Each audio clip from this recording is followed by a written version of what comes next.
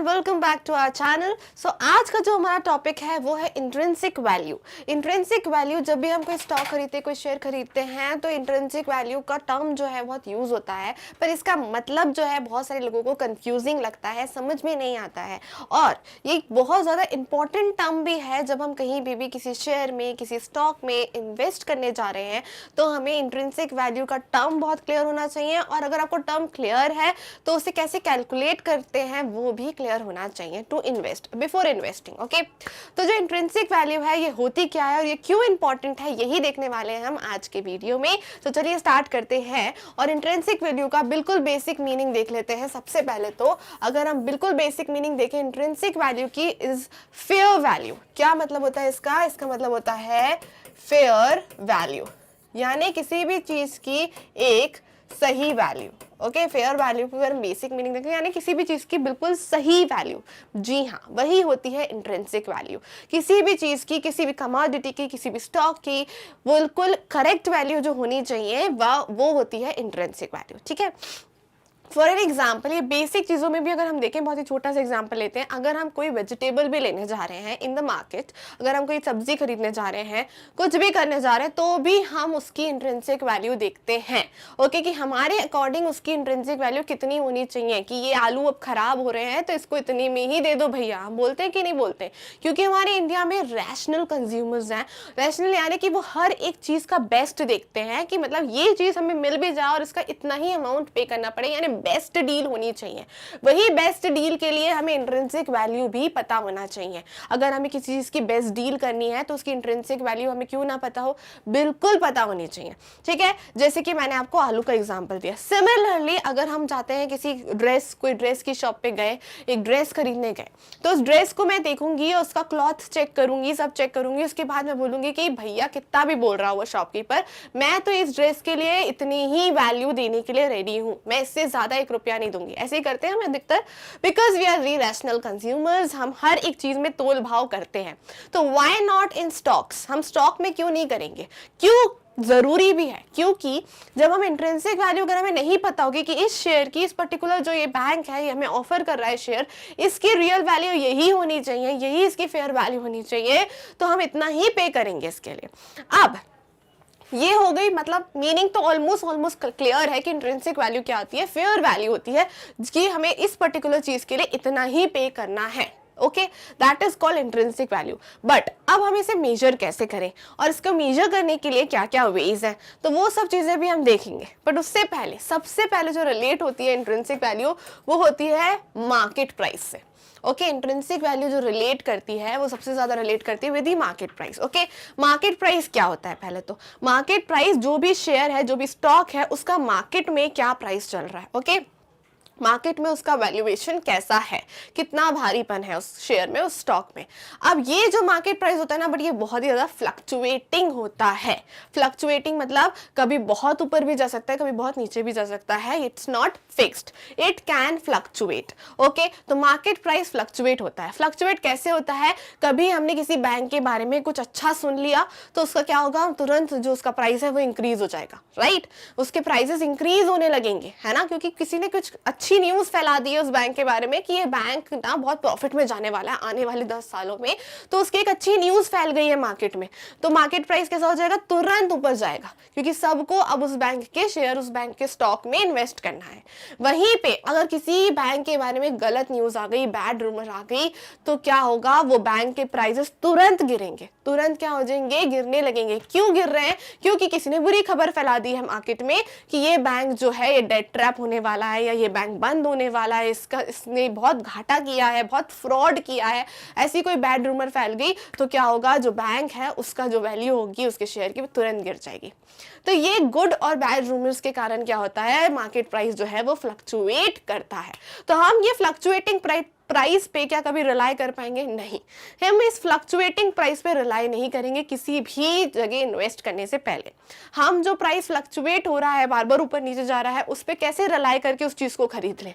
हमें एक fix price चाहिए कि हाँ भाई इतना खरीदेंगे तो इतना रिटर्न तो मिल ही जाएगा, तो हम वही खरीदेंगे। अब वो जो प्राइस पता करना है वही होती है इंट्रिंसिक वैल्यू।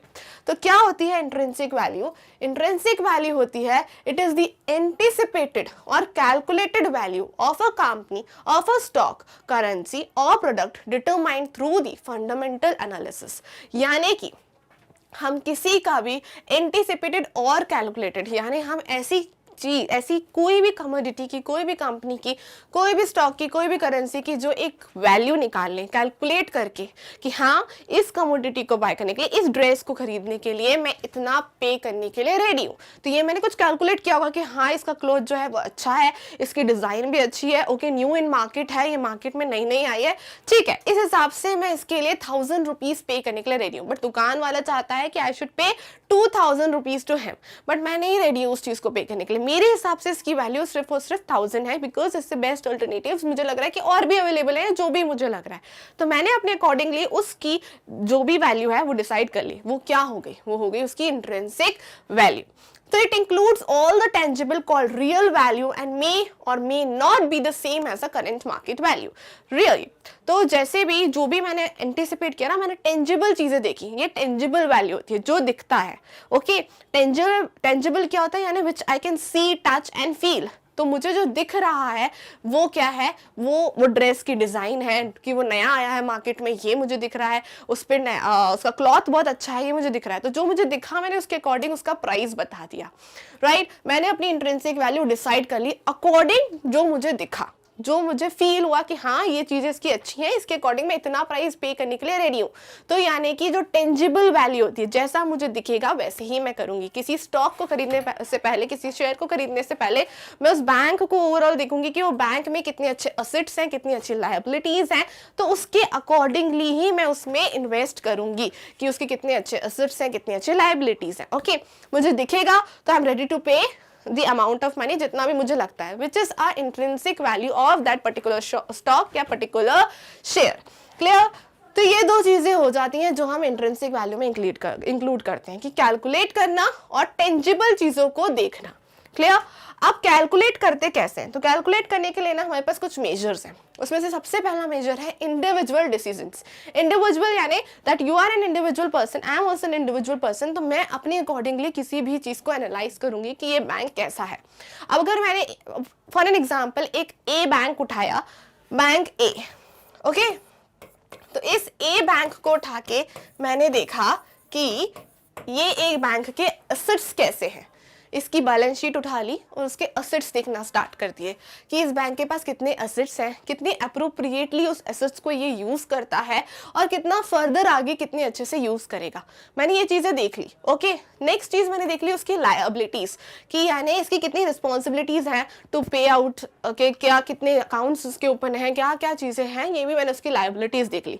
आफ्टर दैट मैंने देखा डेट, कि इसने कितना उधारी का कुछ काम कर रखा है, क्या बैंक ने भी कहीं से कुछ उधार ले रखा है, क्या डेट कितना है। आफ्टर दैट मैं देखूंगी CASA ratio. Okay, assets, liability, debt is the familiar words, ये टर्मिनोलॉजीज आपको क्लियर होंगी। But what is CASA ratio? CASA ratio क्या होता है? It's current account saving account ratio. Current account saving account, you all know that कि हम bank में अपना करेंट अकाउंट भी ओपन करते हैं, बैंक में अपना सेविंग अकाउंट भी ओपन करते हैं। तो जो बैंक होता है वह कासा रेशियो मेंटेन करता है। कासा रेशियो यानी कि टोटल डिपॉजिट। टोटल डिपॉजिट के 3 सोर्सेज हैं बैंक के पास, which is current account, saving account and fixed account. ये 3 डिपॉजिट्स लोग आके करते हैं बैंक में, जिसके थ्रू बैंक को मिलता है पैसा, राइट। करेंट अकाउंट खोलेंगे तो भी पैसा मिलेगा बैंक को, सेविंग अकाउंट खोलेंगे तो भी पैसा मिलेगा बैंक को, and again similarly fixed account खोलेंगे तो भी पैसा मिलेगा बैंक को।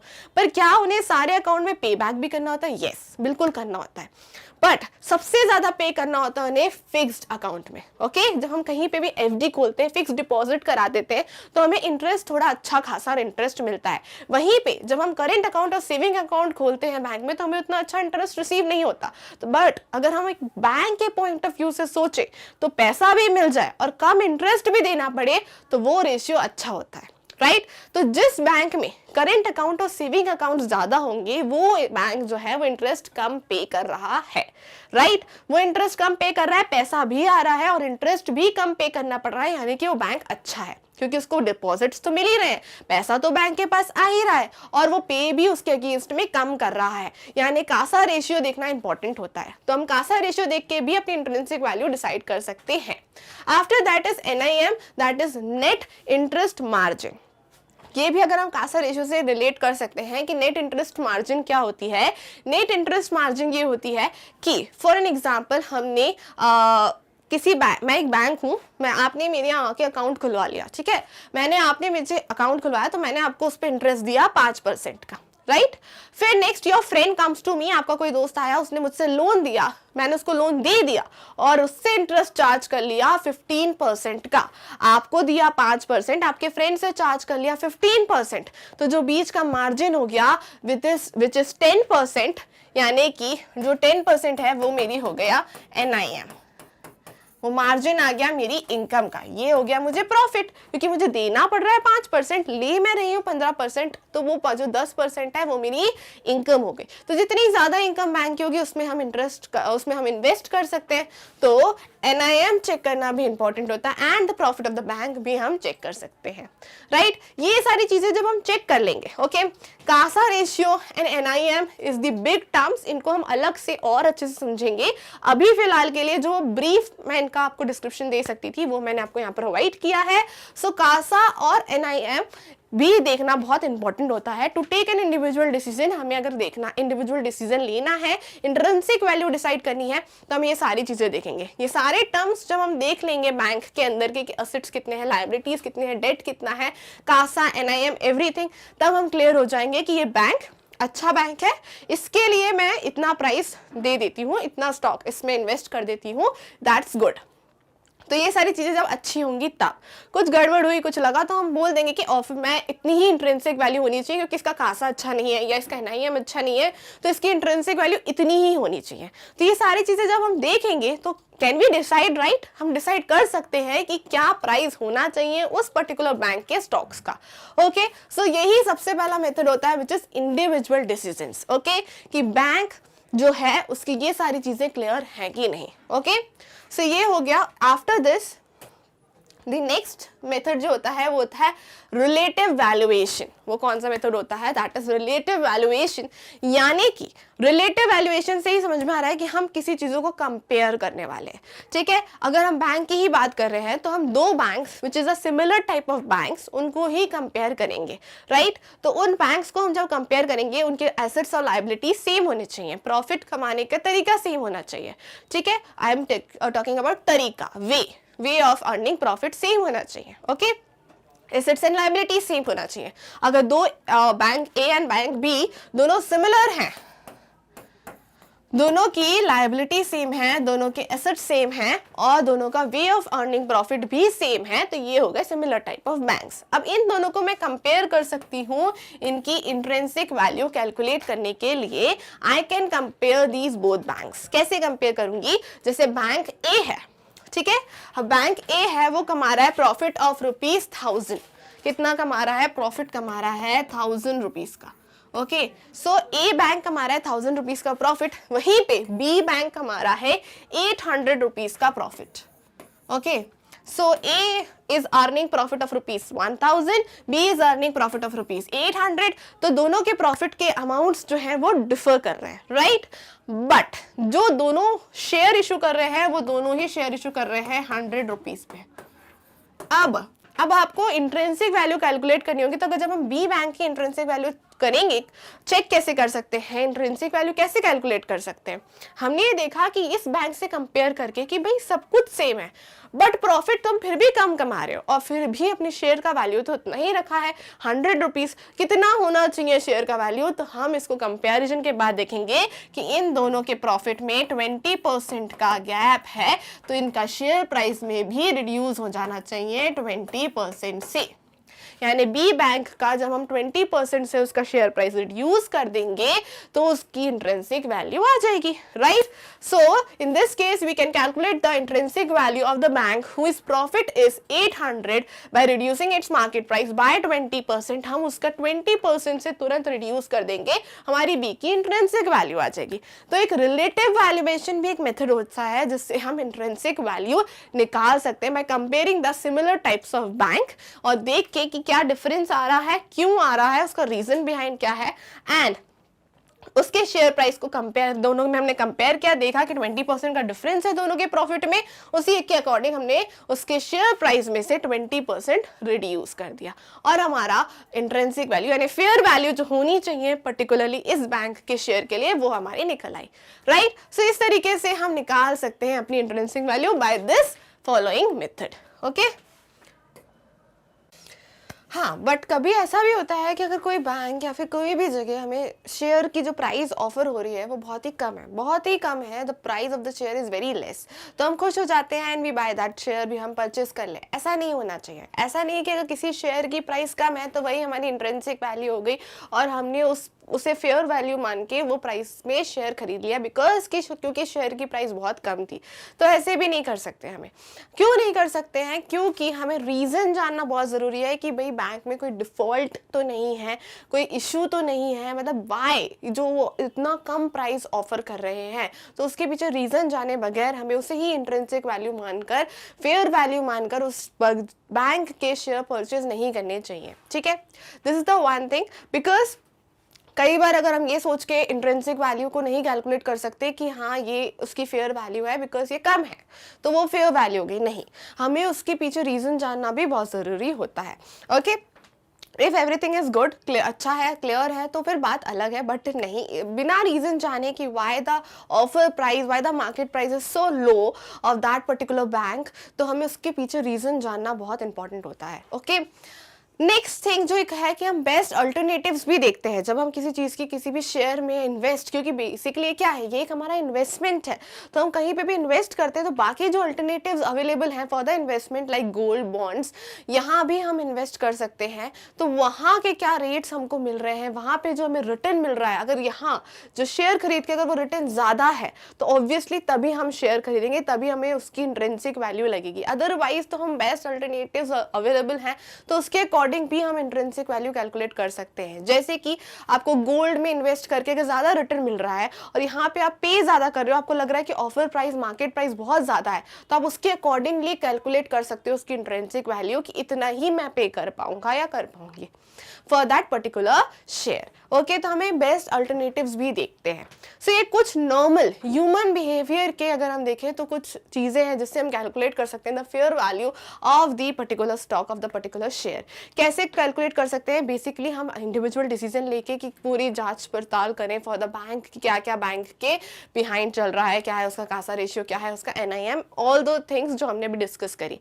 आफ्टर दैट एक और हमने वैल्यूएशन देखा विच इज रिलेटिव वैल्यूएशन, जहाँ पे हम दो बैंक्स को जो कि सिमिलर टाइप ऑफ बैंक्स हैं उन्हें कंपेयर करके भी देख सकते हैं कि हमारी इंट्रिंसिक वैल्यू क्या हो सकती है, okay. After these two methods एक बहुत इंपॉर्टेंट मेथड आता है which is discounted cash flow method. अब डिस्काउंटेड कैश फ्लो मेथड क्या होता है? Discounted cash flow basically opposite of compound interest होता है, ओके। कंपाउंडिंग के जस्ट अपोजिट होता है। कंपाउंडिंग में हम क्या करते हैं, आज की वैल्यू से हम निकालते हैं फ्यूचर वैल्यू को, राइट। आज की वैल्यू हमें पता होती है, उसी के वैल्यू से हम फ्यूचर में कितना रिटर्न मिलेगा, कितना अर्न कर सकते हैं वो निकाल लेते हैं।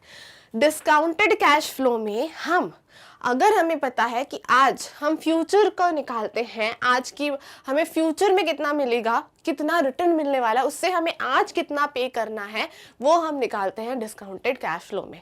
फॉर एन एग्जाम्पल कि आपको फ्यूचर में कोई लमसम अमाउंट ऑफ इनकम जैसे कि मुझे मिलने वाला है फॉर द पर्टिकुलर इन्वेस्टमेंट, मैंने कोई इन्वेस्ट किया, मुझे पता है कि मुझे फ्यूचर में इतना मिलेगा, ठीक है, बट वो इन्वेस्ट करने के लिए मैं आज कितना पैसा दूं कि मुझे फ्यूचर की ये इनकम मिल जाए, इतना ही पैसा मुझे आज देना चाहिए। That is the intrinsic value. आप वो जो पे करोगे उसको, that is intrinsic value from the method discounted cash flow. अभी बहुत ही सारी चीजें ऐसी होगी कि नहीं क्लियर हुई है, okay. So discounted cash flow is the analysis forecast the future cash flow of a company and later discounts them back to their present value to find the true intrinsic value of the stock, okay. So discounted cash flow, first of all कि जो real cash हमें receive होता है उसको हम कहते हैं cash flow. That is means real cash. Real cash यानी नकद जो पैसा हमें रिसीव हो रहा है। कई बार ऐसा होता है कई बिजनेसेस में, क्योंकि जब हम बिजनेस करते हैं तो कुछ अमाउंट आने वाला है, वो आने वाला अमाउंट हम कैश फ्लो में नहीं लेते। ये बेसिक मीनिंग है कैश फ्लो की।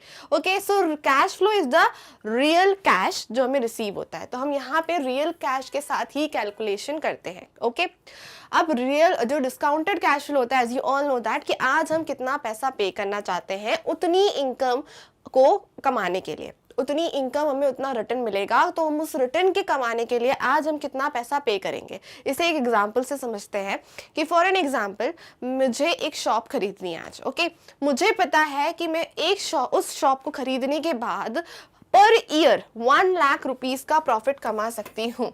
पर ईयर मैं उससे 1 लाख का प्रॉफिट कमा सकती हूँ। एंड आई नो दैट कि मैंने ये शॉप परचेज कर ली आज, तो मुझे 1 साल बाद कितना हो जाएगा इनकम, मेरी 1 लाख रुपए मुझे मिल जाएगा, राइट। और ऐसे ही अगर मैं देखूँ तो 10 साल बाद मुझे 10 लाख रुपए मिल जाएगा।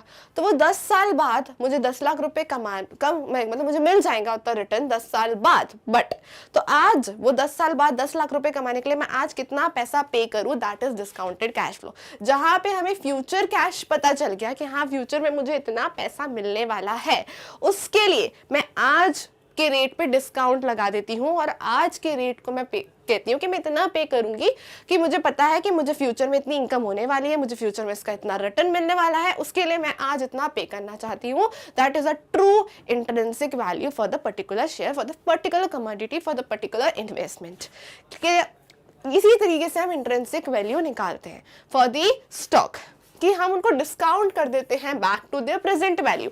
आज की जो उनकी वैल्यू है उसमें हम लगा देंगे एक डिस्काउंट रेट, कि इतना डिस्काउंट रेट लगा दिया है मैंने, बिकॉज मुझे पता है कि फ्यूचर में मैं इतना रिटर्न कमाऊंगी, तो मैं आज उसके लिए इतना ही रेडी हूँ पे करने के लिए।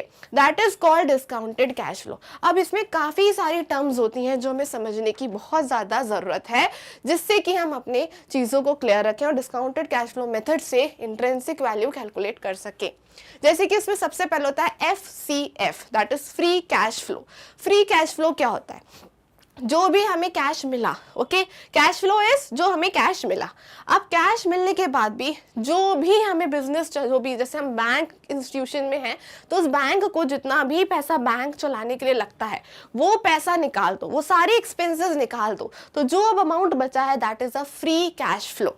Okay, one more time, the free cash flow is the thing कि जितना भी हमें उस बैंक को रन करने के लिए जो भी एक्सपेंसेस चाहिए वो हमने कैश फ्लो के अमाउंट में से निकाल दिए, तो जो भी अमाउंट हमारे पास बच रहा है that is a free cash flow. Okay, so that amount is called free cash flow, जिसकी रिक्वायरमेंट हमें रहती है टू कैलकुलेट दिस मेथड। उसमें रिक्वायरमेंट रहती है हमें इनिशियल फ्री कैश फ्लो की। अब इनिशियल FCF कैसे निकलता है? सो इनिशियल FCF निकलता है जब आप 3 इयर्स के फ्री कैश फ्लो जो भी है उसके आपको उसका डिटेल्स मिल जाएंगी, वो उसके डिटेल्स, जिस भी बैंक का आपको फ्री कैश फ्लो चाहिए वो आप निकाल सकते हैं, उसकी डिटेल्स आपको मिल गए एक बार FCF, उसको आपको 3 इयर्स का चाहिए, एवरेज ऑफ 3 इयर्स। तो A for the first year, अगर हम ऐसे ले लेते हैं कि हमें फर्स्ट ईयर का FCF प्लस सेकेंड ईयर का FCF and plus third year का FCF डिवाइडेड बाय 3, तो इससे हमारा आ जाएगा इनिशियल FCF। ठीक है, हम 3 ईयर का लेके चलते हैं इनिशियल FCF, तो उसमें हमने फर्स्ट ईयर का कितना था, सेकेंड ईयर में कितना था FCF, थर्ड ईयर में कितना था FCF, डिवाइडेड बाय 3 कर दिया, तो आपका आ जाएगा इनिशियल FCF। FCF आपको पता है that is free cash flow, जहां पे से हमने एक्सपेंसेस हटा दिए हैं जो भी हमारे बिजनेस को रन करने के लिए रिक्वायर्ड थे। ठीक है, तो आपका फ्री कैश फ्लो आ गया, फ्री कैश फ्लो आ गया, तो उसके बाद आप उसके अकॉर्डिंगली 3 साल का फ्री कैश फ्लो लेके डिवाइडेड बाय 3 कर देंगे, तो आपका इनिशियल फ्री कैश फ्लो आ जाएगा। Okay, initial free cash flow आपको डिस्काउंटेड कैश फ्लो को अगर कैलकुलेट करना है इस मेथड से तो आपको इसकी ज़रूरत रहेगी। ओके, फिर आपको कुछ ग्रोथ रेट्स की ज़रूरत रहते हैं कि कितना कम, जितना भी बैंक है वो कितनी रेट से ग्रो कर रहा है, जो बैंक है वो कितनी रेट से ग्रो कर रहा है। इसको देखने से पहले हमें एक चीज़ और देखनी चाहिए कि जो बैंक है वो ग्रो कर रहा है और उसके एक्सपेंसेस, उसकी कॉस्ट भी उसी रेट से ग्रो कर रही है, तो वो बैंक अच्छा बैंक नहीं है। ओके, बैंक ग्रो कर रहा है, दैट्स वेरी गुड, बट उसी रेट से, जिस रेट से बैंक ग्रो कर रहा है, बैंक की इनकम इंक्रीज हो रही है, उसी रेट से अगर बैंक के एक्सपेंसेस और बैंक के कॉस्ट भी इंक्रीज हो रहे हैं, तो that bank is not good. Okay, तो हमें अगर ग्रोथ रेट चेक करना है तो हमें उसको ये चेक करना पड़ेगा पहले कि उसके कॉस्ट और उसकी जो भी एक्सपेंसेस हैं वो भी क्या सेम रेट से ग्रो कर रहे हैं कि नहीं। अगर हमें पता चल गया, ग्रोथ रेट कैसे निकालेंगे कि फ्यूचर 5 इयर्स में बैंक कितना ग्रो करेगा, ये कैसे पता चलेगा, तो हम देखेंगे पास्ट ईयर्स।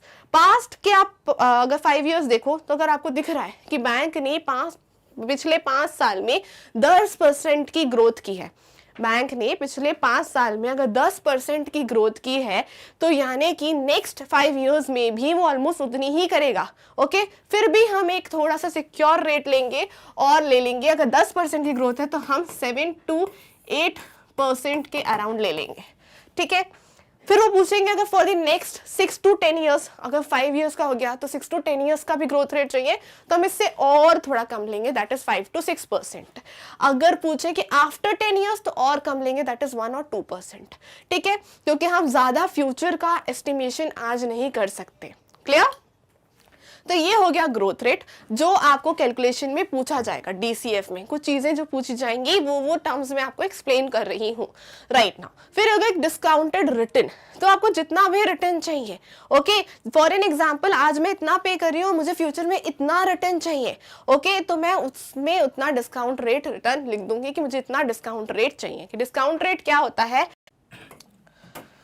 क्या होता है कि हमें फ्यूचर में कितना रेट, कितना रिटर्न चाहिए, कितना हमें अमाउंट चाहिए, कि उस हिसाब से हम आज उसको डिस्काउंट रेट बोलते हैं कि जितना मैं आज पे कर रही हूँ उसके अकॉर्डिंग मुझे इतना रिटर्न चाहिए, तो वो जो रिटर्न रेट होगा वही डिस्काउंट रेट होता है। ठीक है, कि I am paying this much amount to you, और फिर मुझे इनकम इतनी चाहिए, मुझे दिख रहा है कि फ्यूचर में मुझे इतनी इनकम होगी, तो जो कैलकुलेशन हम करेंगे उसमें रेट का, वो आ जाएगा आपका डिस्काउंट रेट। ओके, तो that is called discount rate. So इस तरह से हमने काफी सारी टर्म्स देख ली हैं जो कि डिस्काउंटेड कैश फ्लो मेथड में जिन टर्म्स का बहुत यूज होता है, और इन टर्म्स को हमें कैलकुलेट करना होता है। ठीक है, तो आप कैलकुलेट तो काफी सारी जगह से कर सकते हो, बट टर्म्स कैसे लेनी है, कहाँ से लेनी है, और टर्म्स का बेसिक मीनिंग क्या होता है, वो बहुत कंफ्यूजिंग होता है, तो वो आज हमने डिस्कस करी है।